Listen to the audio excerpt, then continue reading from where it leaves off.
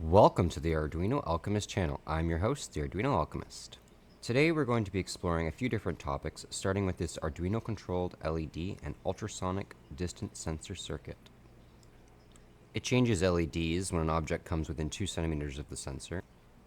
The distance can be adjusted in the Arduino code. In this setup, the sensor acts as the input while the LEDs act as outputs. But what if we need to control something powered by a separate power source? That's where a transistor comes in. It functions as a digital switch controlled by blue. Green is ground, and the blue LED is controlled by this 6-volt battery. Now when I trigger the sensor, the blue LED, powered by the other battery, lights up. Another way to control separate power supplies is using an optocoupler. Let's take a look at this 4N25 optocoupler. Inside this 6-pin IC, there's an LED, light sensor, and transistor. When the internal LED is powered, it activates the transistor and provides an optical signal without direct electrical connection, a useful feature for isolating sensitive circuits.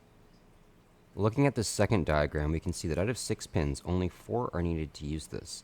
These devices are ideal for isolating low-voltage circuits from higher-voltage systems, though they're not designed for handling higher current. Diagram 3 illustrates the isolation between the two halves of the circuit. I've set up the circuit again with an optocoupler controlling this LED. And same thing, when I trigger the sensor, the LED comes on, powered by the 6-volt battery. Now, what if we need to control something both with high current and high voltage?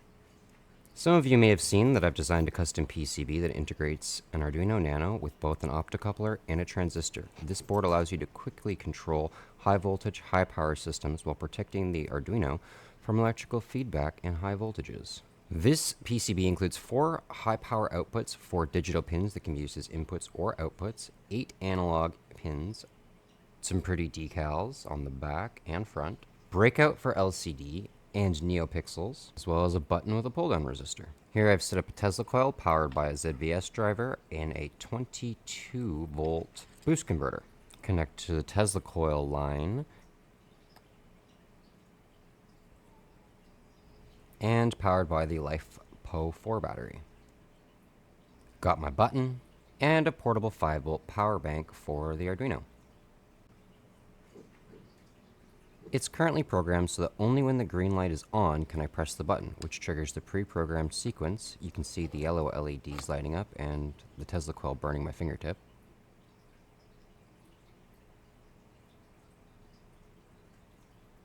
This board can be used to control a bunch of things, high voltage electromagnets and this motor.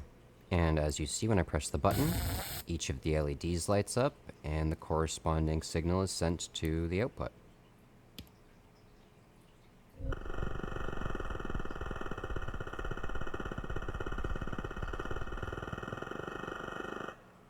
Thank you everyone for watching. If you like this video and want to see more content like it, please like, share, and subscribe.